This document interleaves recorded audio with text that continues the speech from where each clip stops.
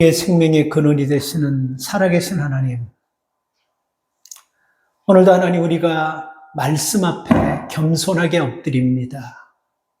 살아있는 말씀이 우리 심령에 임하는 시간 되게 하시고, 하나님 무엇보다 우리 마음에 말씀에 굶주리는 마음을 주십시오. 그래서 그 마음이 들려질 때 확인하려고 하기보다 내게 하신 말씀으로 들으려는 은혜의 마음을 주시옵소서. 하나님이 말씀이 지금 내게 있는 문제, 우리 앞에 있는 문제들을 완벽하게 해결할 수 있는 생명의 말씀을 믿고 믿음으로 받아들일 때 이 말씀의 능력을 경험하게 될 줄 믿습니다. 오늘도 함께 하실 하나님 소망하고 기대하면서 성령님의 도우심을 구합니다. 예수님의 이름으로 기도 올려옵나이다. 아멘. 수학 고등학교 선생하시던 분이 어느 날 수업하다가 학생 하나가 선생님께 욕을 내버렸어요. 그래서 그 학생이 그 욕하는 것에 충격을 받고, 이거 선생 못하겠다 하고 머리 깎고 절로 들어가 버렸어요. 그래서 수양하고 돌을 닦으러 절에 들어가서 스님 생활을 하는데, 이게 절에 들어가서 생활하면 생활할수록 이 절에 이렇게 큰 비리가 있는 줄 이 사람도 몰랐던 거예요. 그래서 참 회의감을 느껴요. 이 절에도 이 산속에서 스님들끼리도 이렇게 완력과 비리가 있구나 하면서 이거 안 되겠다 생각하고 좋은 불교 학교를 만들어서 좀 진실되고 좋은 스님들을 좀 배출해야 되겠다 생각하면서 여기저기서 돈을 구워가지고 땅을 사가지고 그 불교 학교를 지으려고 하는데, 마침 그때 아주 신실한 그 불교 불자가 자기도 돕겠다고 와가지고, 그래서 그 사람과 함께 하는데 어느 날 빌려놨던 돈을 가지고 사라져 버렸어요. 그 돈을 갚아야 되기도 하고 땅도 못 사고 돈도 못 갚고 하니까 결국은 몸으로 때우는 것밖에 없으니까 감옥에 갔어요. 감옥에 가니까 불이 나는 거예요, 속에서. 그래서 목탁이라도 있으면 좀 두드리면서 경을 읽으면 좀 마음이 캄다운 되는데, 이게 할 수 없으니까 손바닥으로 계속 막 피가 나도록 바닥을 막 치면서 그렇게 경을 냈는데 속이 시원치 않는 거예요. 그래서 간수에게 내가 너무 마음이 좀 갈급하고 급하니 이 목탁하고 이 불경 좀 넣어주십시오 하니까, 법으로 목탁은 넣어줄 수가 없다고, 무기가 되니까. 불경은 찾는 사람이 한 사람도 없었는데 구해가지고 불경을 넣어드리겠습니다. 근데 성경이 있는데 한번 읽어보시겠어요 하니까 이 말을 듣고 스님이 더 열이 받아버린 거야. 아니, 내가 스님인 줄 알면서 성경을 읽으라고 그러냐고 자기를 무시하는 줄 알고, 속에 불이 확 나지만 성경을 한번 읽어보자 뭐. 어차피 내가 성경을 알아야지만 내가 좋은 스님이 될 건데, 그래서 성경을 읽었어요. 그걸 읽다가 오늘 본문에 도달했습니다. 오늘 이 본문이 뭐냐면 나인성 과부의 아들이 살린 그 사건하고, 옛날에 불경에도 한 과부의 독자 아들이 있었는데 죽은 그 사건하고 오버립되는 거예요. 이게 참 비슷하다 하면서 그걸 흥미있게 읽는데, 읽으면서 그게 생각이 나는 거예요. 그 옛날 불경에는 과부의 아들이 죽었어요. 그래서 그 아들을 끌어안고 부처님에게 가서 막 살려달라고 막 그러니까 부처님께서 그런 얘기를 했어요. 아랫마을에 내려가가지고 죽음을 맛보지 않는 가정, 그 집에서 물 한 사발을 얻어가지고 자식에게 보면 그 자식 낳을 것이다 하는 이 얘기를 듣고 바로 달려가가지고 눈에 불을 켜고 집집마다 다 얘기하면서 한데, 한 사람도 죽음을 맛본 적이 없고 다 죽음을 맛봤네. 그래서 너무 힘드니까 부처님한테 달려가가지고 얘기했다고 합니다. 부처님 한 사람도 못 찾았습니다. 그래서 부처님이 그렇게 얘기했어요. 그게 인생이다. 사람은 다 죽는 법이니라. 이 말씀하고 오늘 이 성경이 그 감옥소에 있는 그 스님에게 뭔가 깊은 깨달음이 오더래요. 부처님은 이렇게 말도 안 되는 이것을 줘가지고 살리지를 못하는데, 예수님께서는 살렸다라는 얘기를 듣고 이분이 여기서 이 말씀 속에서 굉장히 깊은 깨달음을 받고 개종해 버렸어요. 이거 진짜 실질적으로 나는 없었던 일 얘기 안 하는 목사라는 거 알죠? 그래서 그분이 목회자가 되었어요. 지금도 그분이 훌륭하게 목회를 잘한다고 합니다. 여러분, 예수님 안에는 길이 많이 있어요. 너무 걱정하지 마세요. 어쩌면요, 잘 들어보세요. 길을 좀 보여주세요. 내가 가야 될 길을 좀 보여주세요. 우리가 오랫동안 수십 년을 기도했지만 너무 길을 많이 보여줘가지고 어떤 길을 가야 될지 지금 우리가 고르고 선택하는 그 순간에 있을 줄 모릅니다. 너무 길을 많이 보여줬어요. 근데 best way, 더 좋은 최후의 길을 가려고 지금 우리가 하나님이 주신 그 많은 길에서 지금 선택하면서 지금도 길 선택하느라고 그 좋은 길 앞에서 이 길도 가지 않고 저 길도 가지 않고 그게 우리 모습이 아닌가 저는 생각합니다. 여러분, 우리는요, 항상 예수님을 꼭 붙잡고 기도하면서 일어날 때를 준비하는 복된 심령들이 다 되시기를 주의 이름으로 축복합니다. 제가 수요일 날 잠깐 말씀드렸죠. 예배란 여러분 무엇입니까?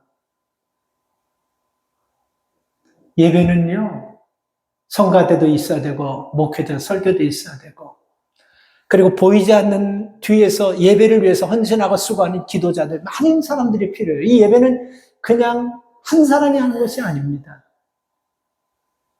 그런데 이 예배는 이것보다도 더 중요한 것이 예배는 내가 누군지를 찾는 게 예배고, 그리고 내가 예배하는 그 대상이 누군지를 깨닫는 게 예배고, 그리고 그분이 내게 주시는 말씀은 확인하려고 하는 말씀이 아니고 내게 꼭 필요하기 때문에 주신 말씀이라고 믿고 받아들이는 것, 이게 예배인 줄 믿습니다. 그래서 하나님께서는 예배를 드릴 때 감동하는 자를 찾는 것이 아니고 감격해하는 자를 찾습니다.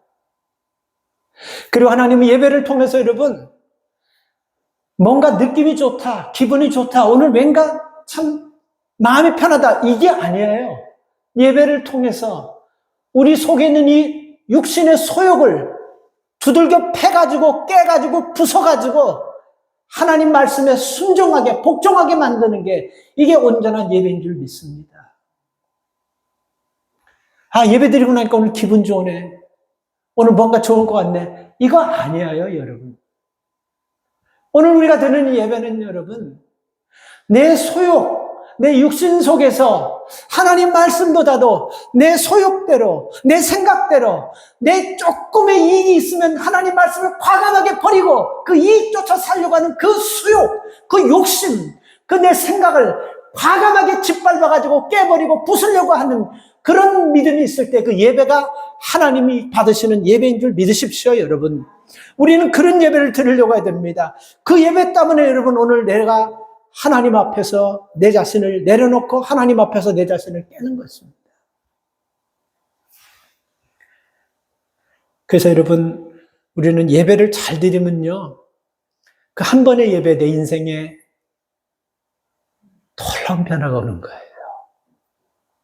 오늘 우리가 이 예배의 말씀을 통해서, 저는 본문을 통해서 우리가 뭐를 생각할까 하면서 우리 현실적으로 오늘 이 본문을 통해서 한번 내 현실과 좀 맞는 말씀을 좀 여러분과 좀 나누려고 합니다. 첫째, 여러분, 오늘 이 말씀, 이 예배 가운데서요, 하나님이 누구시냐면요, 하나님은 절망을 희망으로 바꾸시는 분이라는 것, 마음에 꼭 새기시기 바랍니다.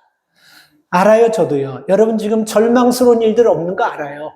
혹 절망스럽다 할지라도 별것 아닌 것 가지고 지금 절망하는 거예요. 그러나 우리가 살다 보면요, 말할 수 없는 큰 절망 가운데 빠질 수 있습니다. 그러나 그때 꼭 기억하세요. 예배가 만나는 하나님은 절망을 희망으로 바꾸시는 하나님이라는 걸 꼭 기억하시기 바랍니다.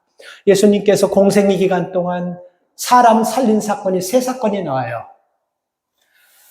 첫째가 누구냐면 우리 본문에 나온 여러분, 나인성 과부의 죽은 아들을 살리셨고, 그 누가복음 8장에 보면요, 회당장 야이로의 딸을 살리셨고, 요한복음 11장에 보면 그 죽은 나사로를 살리셨어요. 이 완전히 죽었던 3사람을 살린 여러분, 그 이유가 뭐냐면요, 부활하신 하나님께서는 사명을 이기시고 생명의 주인이시라는 것을 우리에게 드러내시기 위해서 이 완전히 죽었던 대충 설 죽은 사람이 아니고 완전히 죽었던 사람들을 살려내신 것입니다. 그래서 여러분, 우리는 예배를 통해서 60만 여러분 살아나는 것이 아니고 영적으로 죽었던, 영적으로 침체되어 있던, 영적으로 죽었는데 죽은지 몰라는 거예요. 제일 불쌍하고 제일 위험하고 제일 안타까운 사람이 누구냐면요, 몸에 문둥병이 걸렸는데 어느 날 갑자기 뜨거운 물에 손대보니까 뜨거운 물에 손대도 뜨겁지도 않고 불 속에 손을 넣어버려도 불이 손이 타는데도 불구하고 이 고통스러운, 이 제일 불행한 것입니다. 근데 우린 그런 고통 없기를 바랍니다. 그 고통이 오기 전에 우리 가운데 하나님 말씀을 들으면서 영적으로 죽어있는 영이 살아나기를 주님의 이름으로 축원합니다. 완전히 그렇게 되면요, 너무 늦어버리는 거예요. 그렇게 되는 과정까지 가지 말고 그 전에 살아나는 은혜가 있기를 바랍니다. 오늘 이 한 여인이 나오는데 참 불행한 여인이에요. 우리는 여러분이 말씀 속에서요, 아주 짧지만 그 속에 굉장히 깊은 의미가 있는 이 여인의 불쌍한 모습을 볼 수 있습니다. 12절, 성문에 가까이 오실 때 사람들이 한 죽은 자를 메고 나오니 이는 그 어미의 독자요 그 어미는 과부라. 이 말씀 성경 보죠. 절 봐야 돼요. 독자가 아들이 독자로 있었는데 죽었어요. 근데 여러분, 그 뒤에 뭐가 나오냐면요, 과부다. 이 남편도 죽었다는 거예요. 그 당시에 남편이 없다라는 거는 불행의 1순위입니다. 경제권이 없어요. 뭐 여자들이 뛰쳐다니면서 일하고 그럴 상황이 아니잖아요. 남자들이 모든 것을 해야 돼요. 남자가 없다는 것은 가장 불행한 일이에요. 가장 최고의 불행을 경험한 거예요. 거기다가 결혼해가지고 아들을 하나 낳는데 그 아들이 이제 죽어버린 거예요. 이러니 여러분이 여인에게 있어서 이 고통은 말로 표현할 수 없는 거예요. 남편 죽어보면 이게 얼마나 여러분 그 당시, 요즘 상황도 그렇지만 그 당시에 너무너무 심각한 거예요. 남편 죽으면 영원히 불행하게 가난하게 참 그렇게 비참하게 살 수밖에 없는 거예요. 근데 남편이 죽고 아들 하나밖에 없는 그 아들에게 소망을 배웠는데 그 아들까지 죽었으니 이 여인의 그 슬픔, 여인의 그 아픔, 여인의 절망은 아마 말과 글 가지고 표현하기 참 힘들 겁니다.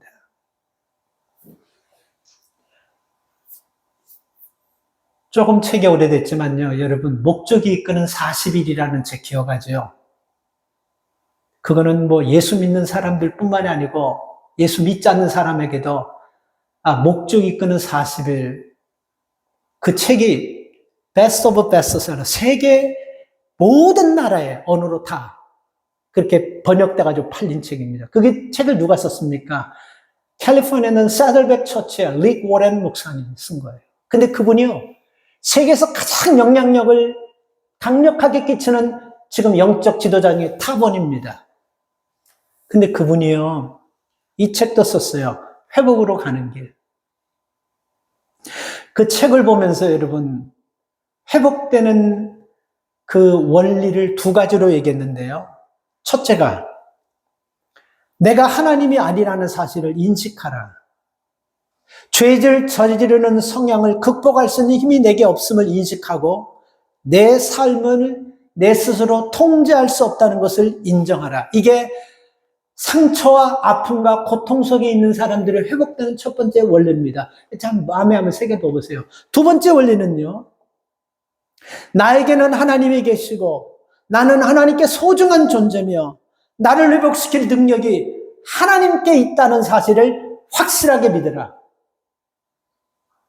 내가 위기를 당하고 어려움을 당하고 말 못할 아주 절망적인 상황을 당했을 때 내게는 하나님이 계시고 나는 하나님이 귀하게 여김받는 존재고 그리고 내 문제는 하나님이라면 능히 하실 수 있다는 이 하나님의 역사하심과 일하심을 믿으라는 거예요. 이게 회복의 두 번째 원리입니다. 근데 여러분, 이 책을 쓴 배경이 뭐냐면요, 이 릭 워렌 목사님이, 세계적인 영향력 있는 목사님이 27살짜리 아들이 우울증으로 굉장히 고생했어요. 근데 그 아들이 자살하고 맙니다. 그러니 그 미국에서 가장 큰 대형 교회를 상징적으로 굉장히 아주 그냥 유명 교회 그 목회자 아들이 자살로 죽었으니 얼마나 많은 사람들이 이런 말 저런 말이 많겠습니까? 그렇죠? 근데 여러분, 이 사건이 일어나기 전에 이 모든 것들이 되어지는 과정을 보면요, 이 릭 워렌 목사님은 자기 자식이 어쩌면 자살할 것을 미리 예측했던 그런 모습으로 이 책을 씁니다. 물론 사건이 다 뒤에 있었던 일을 쓰지만 그 내용이 이렇습니다. 그 새들백 처치에서 이 목사님이 늘 설교하시는데 그 새들백 처치는 목사님들이 굉장히 많이 계세요.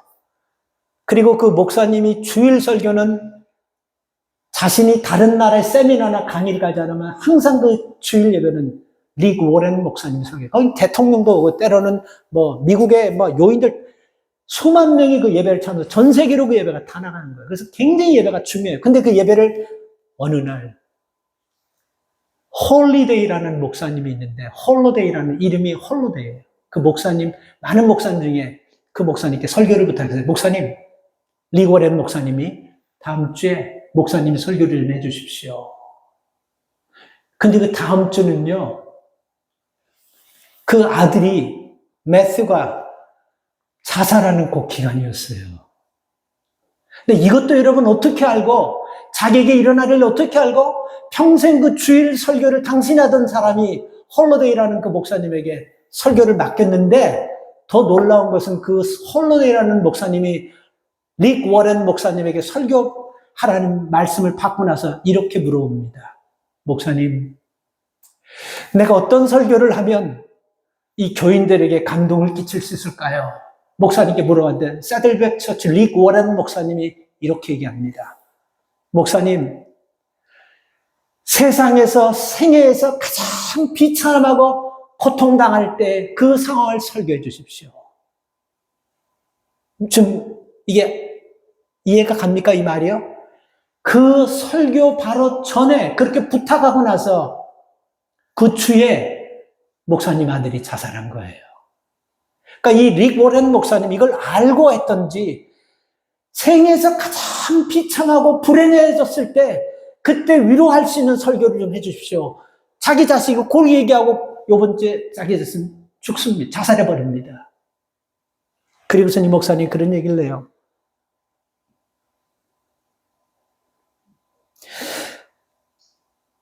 하나님의 섭리와 통치에 대해 이러한 말을 했습니다. 누군가의 사고나 실수나 죄악과 약함까지도 모든 것들은 하나님의 계획의 일부였다라고 그 목사님이 그 사건 뒤에 그런 얘기를 하셨다고 합니다. 그는 하나님께서 내 아픔을 계획하셨다고 말하면서 하나님이 야곱의 환도뼈를 쳐가지고 평생을 절룩발이로 만들어졌듯이 그는 하나님께서 내 아픔을 계획하시면서 하나님을 통해 나온 내 아픔이 평생 나로 하여금 하나님을 의지하지 않을 수밖에 없게 나를 만들었습니다. 저는 이 말씀에 굉장히 동의합니다.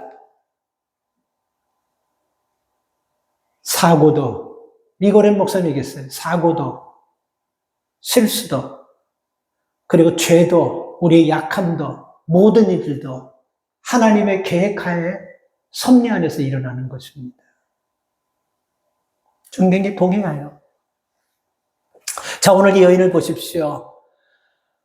이 여인도 여러분 인간적으로 보면요, 남편 죽고 아들 하나밖에 없는 그 아들까지 죽었기 때문에 물론 여러분 우리가 영적으로 하나님의 릭 워렌 목사님의 말씀처럼 하나님의 섭리하에서 일어났다 하지만 인간이기 때문에 얼마나 고통스럽고 얼마나 아프겠습니까? 이 먼 산만 바라보면 눈물밖에 안 나요. 자식 보고 싶고 남편 보고 싶고 정말 사는 게 사는 것이 아니었을 겁니다. 그런데 이 여인에게 예수님이 찾아와서 이 절망 가운데 빠진 여인을요, 소망으로 회복시켜주는 내용이 오늘 말씀이라는 것입니다. 자, 예수님이 찾아오셔서 13절에서 그녀에게 한 첫 마디가 뭐라 하냐면요, 울지 마라고 얘기합니다. 울지 마. 울지 마. 이렇게 얘기하셨어요. 예수님께서는 여러분, 울지 마라는 이 말씀 속에 깊은 의미가 있습니다. 이 여인이 여러분 과부에다가 독자 하나밖에 없는 그 아들이 죽었기 때문에 주변에 많은 사람들이 와서 위로한다고 위로했을 거예요. 괜찮아요. 하나님 나라에 갔을 거예요. 그리고 이 아픔, 고통, 시간이 지나가면 잊혀질 겁니다. 용기 내세요. 하나님의 위로가 있고, 이런 편한 얘기를 다 했을 것입니다. 그런데 여러분, 우리가요, 아픔을 당해보고 고통을 당해본 사람은 이런 게 진짜 우리에게 위로가 되고, 우리의 눈물을 닦아주고, 우리의 슬픔을 닦아줄 수 있는 그런 위로가 되냐는 것입니다. 안 되는 거예요. 인간은 할 수 없는 거예요. 근데 우리는 여러분 연약하기 때문에 그냥 말로 하지만요, 예수님께서 13절에서 울지 마라는 것은요, 슬픔을 닦을 수 있는 능력이 있기 때문에 그렇게 말씀하시는 것입니다. 장탄식과 같은 여러분 그런 아픔도요, 희망으로 바꿔줄 수 있기 때문에 울지 말라고 말씀하시는 것입니다. 정말 여러분 피눈물 나는 그 눈물도요, 환희로 바꿔줄 수 있는 능력이 있기 때문에 울지 말라고 말씀하는 거예요. 오늘 여러분 우리가 힘들고 어려운 일을 당할 때 이 말씀을 꼭 기억하시기 바랍니다. 주님은 여인에게 찾아오셔서 울지 마라고 말씀하신 그 울음은 세상 사람들이 원하는 위로가 아니라는 것입니다. 그리고 사람은 어려운 일을 당하면요, 여러분 경험하셨죠? 썰물처럼 싹 자연스럽게 빠져버립니다. 소리 없이 다 빠져버려요.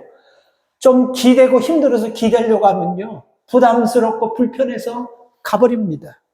어려울 때. 그러나 우리 주님은 기대려고 할 때 우리를 두 팔 벌려서 품어주시는 그 주님이 계심을 기억하시고 울지 마 할 때 이 모든 주님의 은혜와 주님의 사랑을 경험하고 믿음으로 일어서야 되는 것입니다.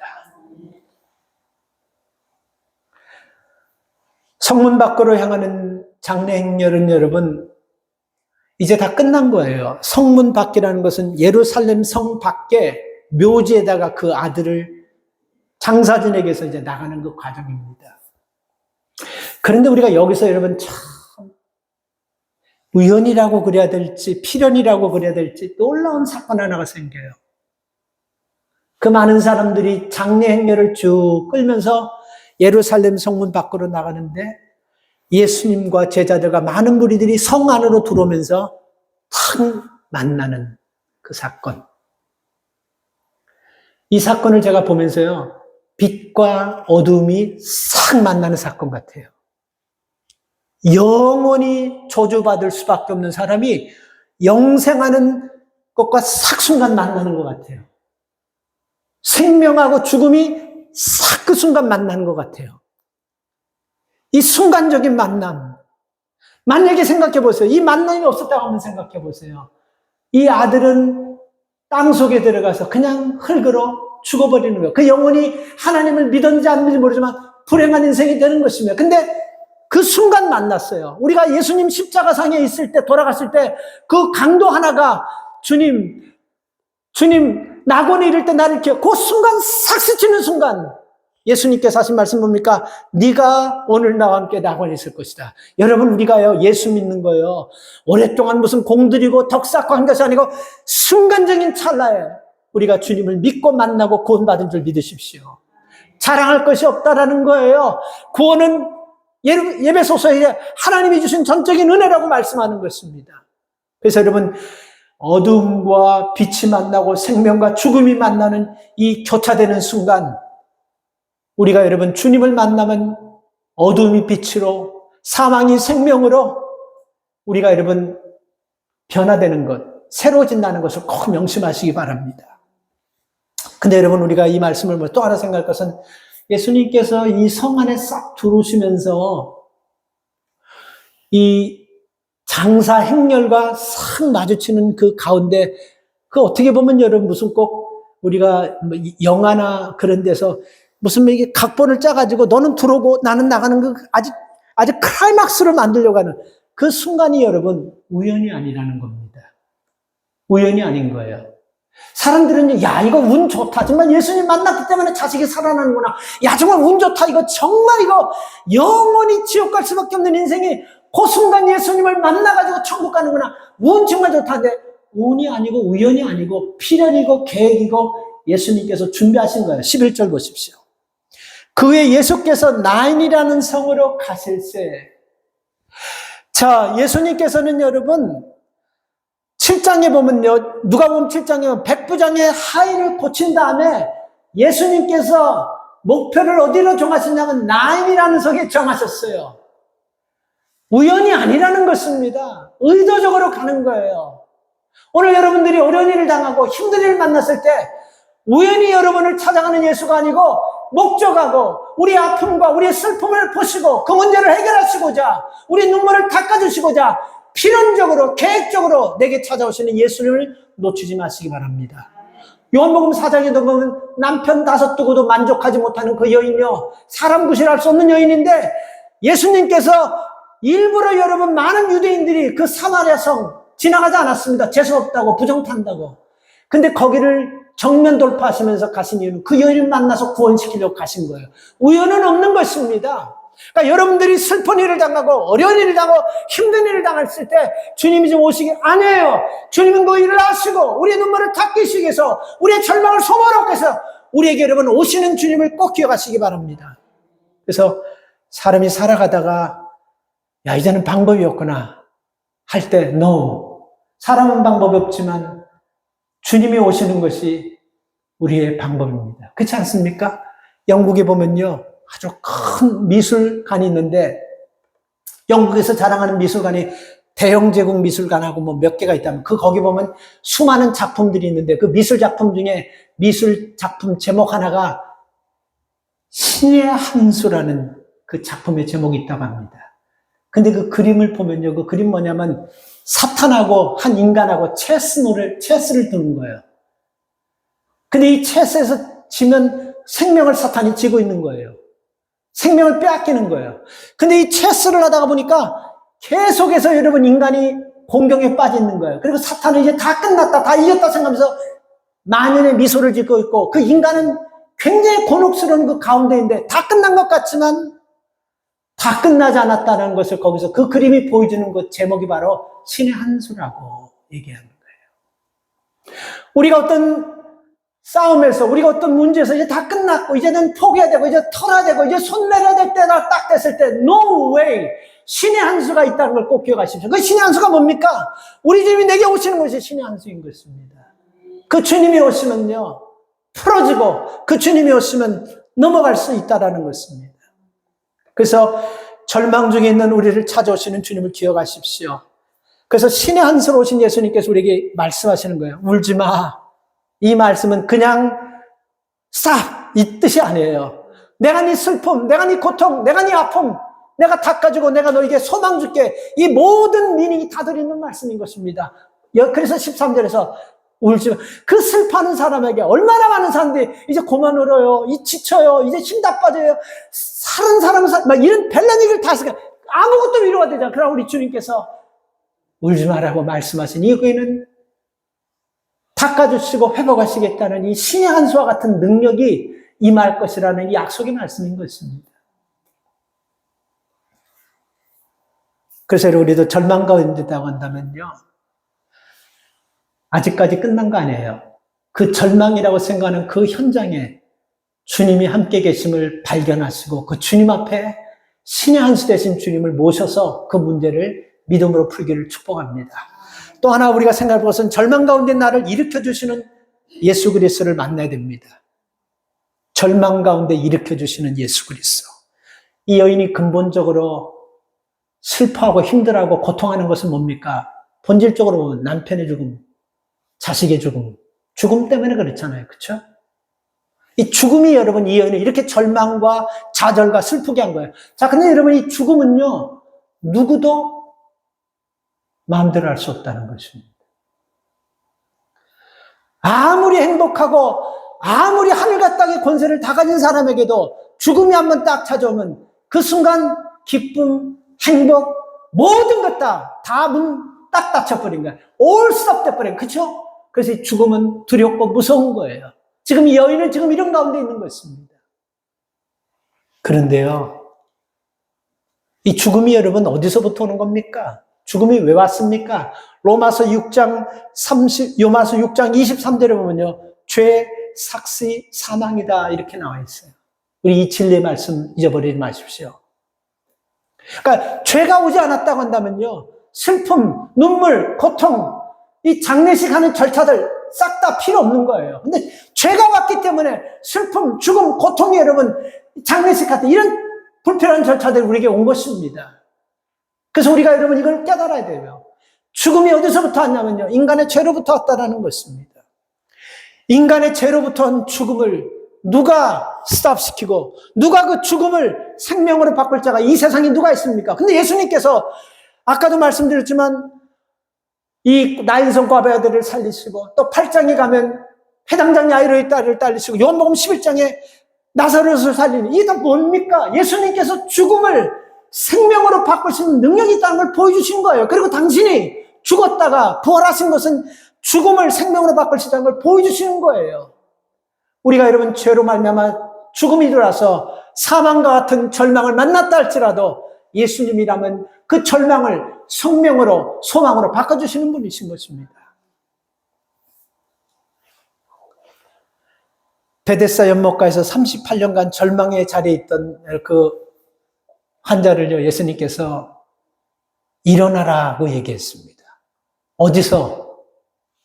38년 동안 그 누웠던 자기 자리에서 그 38년 동안 빨래를 냈겠습니까? 그 얼마나 더럽고 지저 거기서 일어나라는 얘기입니다. 낫기를 원하고 회복되기를 원하면 그 나를 붙잡고 있는 그 지저분한 상황에서 지금 일어나라는 거예요. 그리고 이 말씀을 붙잡으라는 것입니다. 근데 그 38년 된 병자는요, 그 말씀 붙잡고 일어났습니다. 오늘 여러분 본문에 보면요, 예수님께서 관짝에다가 손을 딱 대고 청년아, 내가 내게 말하노니 일어나라 그랬어요. 근데 그 말씀 듣고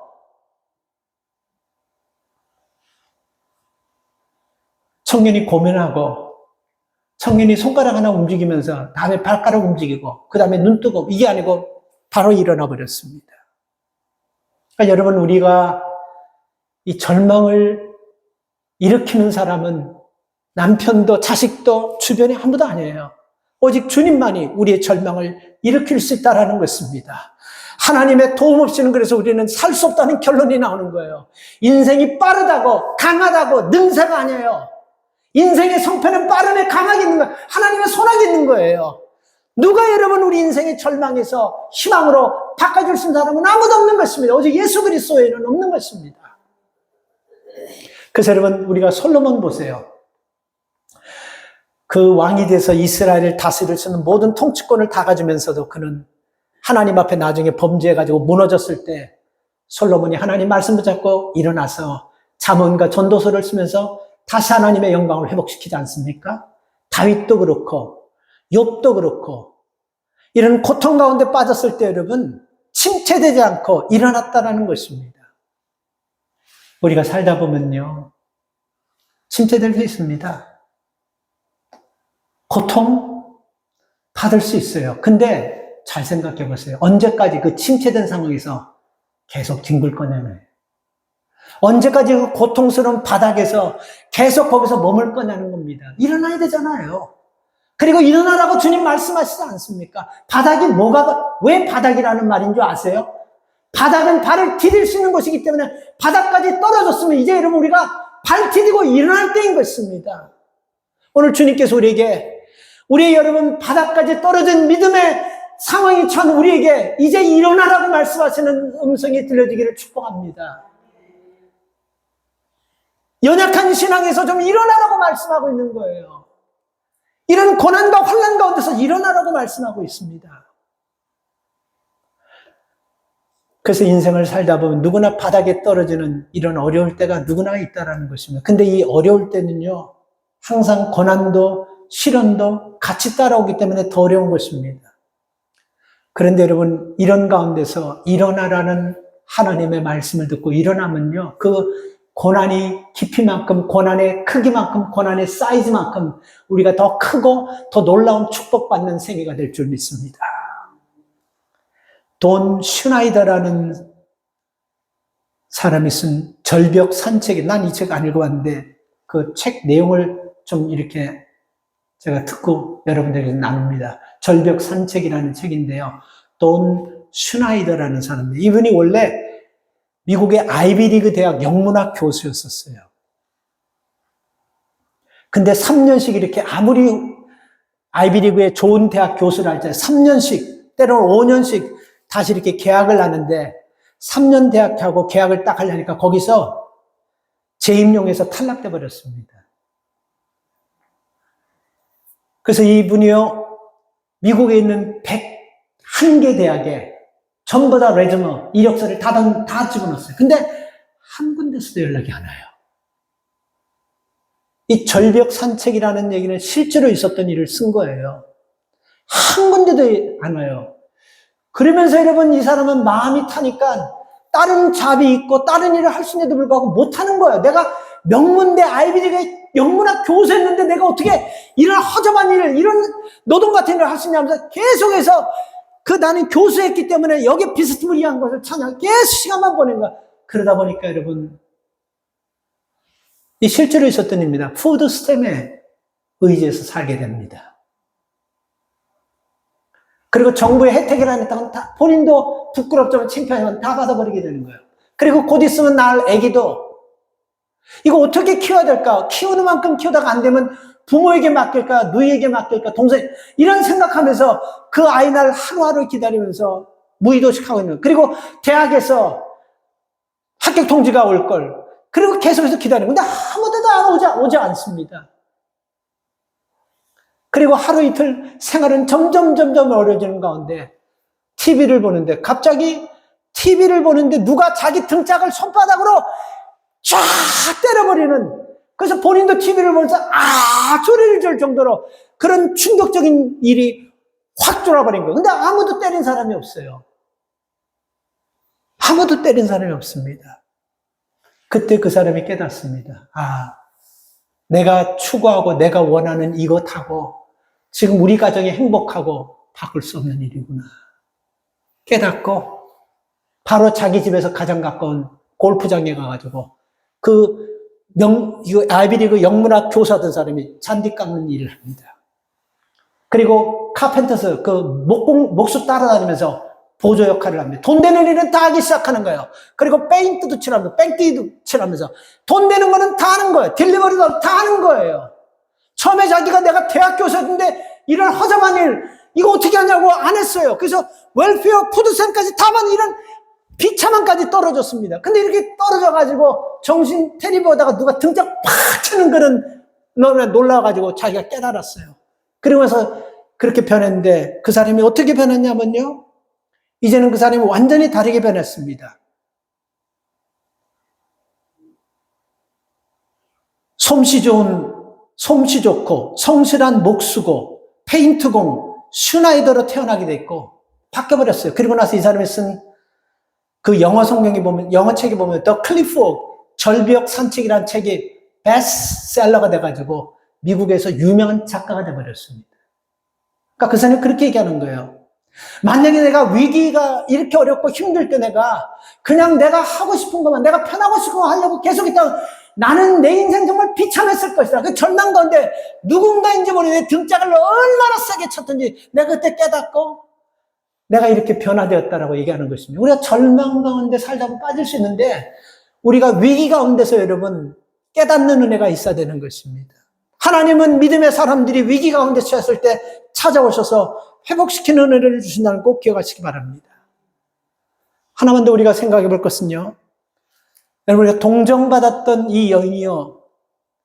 이제 동정하는 삶, 이제는 동정받으면서 살 수밖에 없던 인생이 이제는 하나님의 영광을 드러내는 인생으로 변화되었습니다. 굉장히 중요해요. 우리가 살아가다가 삶을 보면요.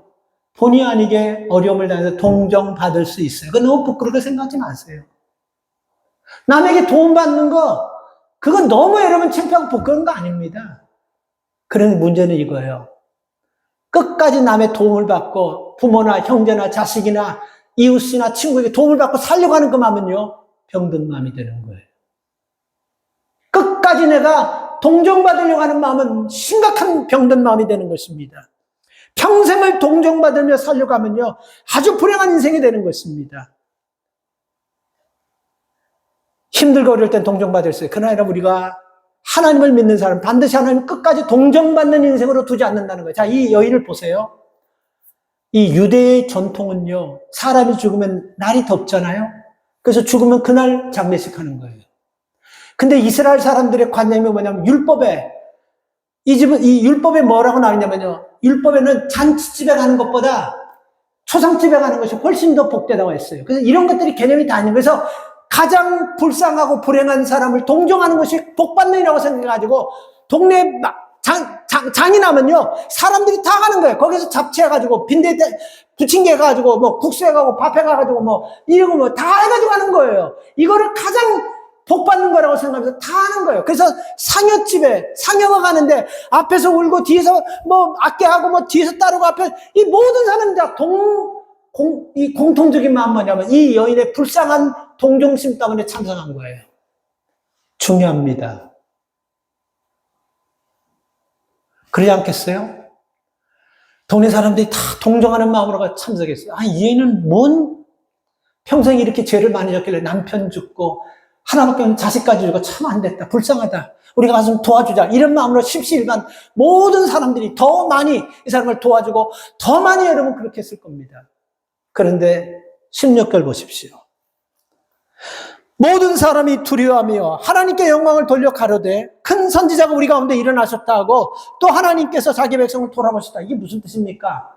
뭔가 여러분 아주 변해도 그냥 상황이 완전히 뒤집힌 것 같은 상황이에요.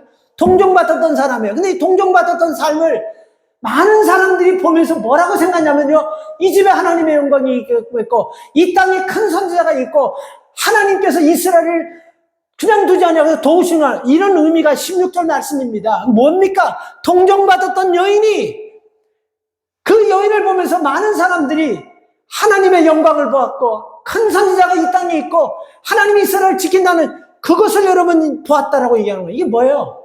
역사가 뒤집혔다는 거예요. 동정받는 삶이 하나님의 영광을 드러내고, 이 여인의 이 가정의 아픔을 통해서 하나님의 역사를 많은 사람들이 보게 하고 그렇게 했다는 거예요. 그래서 17절에 뭐가 나왔대? 온 유대와 땅에 이 일이 퍼지더라. 이게 결론이에요. 우리가 좀 힘들고 어려움 당할 수 있걸랑요. 근데 여러분이 힘들고 이 어려운 상황을요, 계속해서 동정받으면서 끝까지 인생을 마무리하면 불행하지만, 이 어렵고 힘든 상황을요, 하나님을 만나서 하나님의 살아계심을 드러내고, 하나님이 우리를 버리지 않았다는 것을 보여주고, 이스라엘의 큰 선지자인 하나님께서 이 땅의 이스라엘 백성들을 지키고 있다는 것을 보여주는, 이런 영광을 드러내는 그런 역사가 일어났다는 것입니다.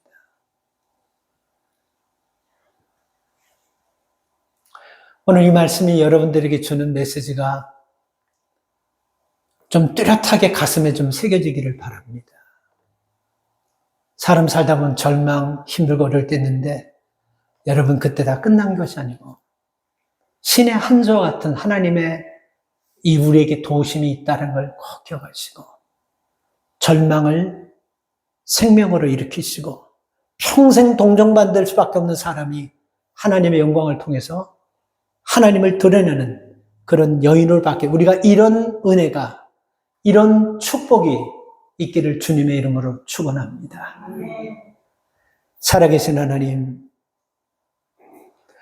오늘 이 말씀이 우리 심령에 깨달아지게 하여 주시옵소서. 이 종이 입술이 둔해서 잘 전하지 못했습니다.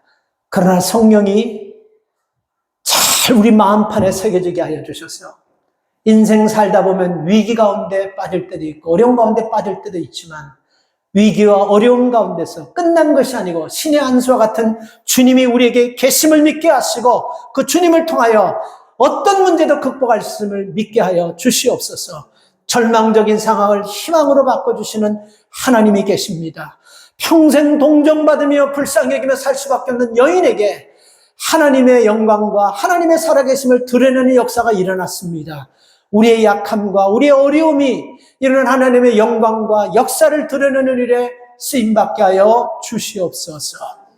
예수님의 이름으로 축복하며 기도 올려옵나이다. 아멘.